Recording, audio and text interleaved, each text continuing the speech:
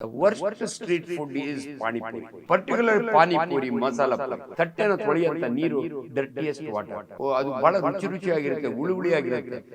ಇದು street food ಇಂದ food poison ಆಗುತ್ತಾ ಸರ್? ಹೌದಮ್ಮ, 100%. ಯಾಕಂದರೆ ಅಗೇನ್ ಹೈಜೀನ್ ನೀವು ನೋಡಿ ಬಹಳ ಕಡೆ ಪರ್ಟಿಕ್ಯುಲರ್ ಪಾನಿಪುರಿ, ಮಸಾಲ ಪುರಿ. ಮಸಾಲ ಪುರಿ ಬಿಸಿ ಬಿಸಿ ಇರ್ತದೆ, ಅದರಿಂದ ಆಗಲ್ಲ.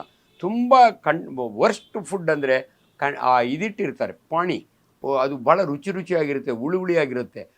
ಇದರ ಪೂರಿ ಒಳಗೆ ಅದನ್ನು ಹಾಕಿ ಕೊಡ್ತಾರೆ. ಅವ್ನು ಗ್ಲೌಸ್ ಹಾಕ್ಕೊಂಡಿದ್ರು ಕೂಡ ಅವ್ನು ಬೆರಳು ಅದರೊಳಗಿರುತ್ತೆ. ಅನ್ಫಾರ್ಚುನೇಟ್ಲಿ ಅದು ತಣ್ಣಗಿರುತ್ತೆ. The worst street food is panipuri.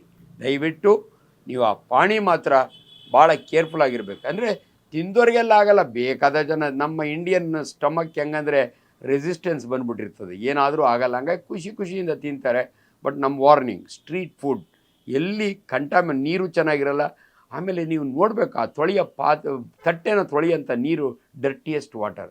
2 bucket ಇಟ್ಟಿರ್ತಾನೆ ಅವನು, ಒಂದು ಕೊಳಕು, ಒಂದು ಸುಮಾರು ಕೊಳಕು. ಇದರ ಗದ್ದೆ ಅದರ ಗದ್ದೆ. ಅದಕ್ಕೆ ನಾನು ತಮಾಷೆ ಕೆಲವ್ರಿಗೆ ಹೇಳ್ತೀನಿ, ನಿಮಗೆ ತಿನ್ನೋ ಹುಚ್ಚಿದ್ರೆ ಒಂದು ಡಿಸ್ಪೋಸಬಲ್ ಪ್ಲೇಟ್ ತೊಗೊಂಡಾಗ ನಿಮ್ಮ ಮನೆಯಿಂದ ಹೊರಗಡೆಯಿಂದ ನಿಮ್ಮ ಮನೆಯದೇ ಪ್ಲೇಟ್ ತೊಗೊಂಡೆ ತಿನ್ಕೊಂಡು ಪ್ಲೇಟ್ ತೊಳ್ಕೊಂಡು ಬನ್ನಿ ಅಂತ. ಇಲ್ಲದ್ರೆ ಅವ್ರು ತೊಳೆದು ಕೊಟ್ಟಂಥ ಪ್ಲೇಟ್ನಲ್ಲಿ ತಿಂದರೆ ನಿಮ್ಗಾಗುತ್ತೆ. ಅನೇಕ ಇಂಥ ರೋಡ್ ಸೈಡು, ಅದ್ರೊಳಗೆ ನೀವು ಶೋರ್ಗೆ ಹೋದರೆ ಅಲ್ಲಿ ಮಾರ್ತಿರ್ತಾರೆ ಬೇಲ್ಪುರಿ.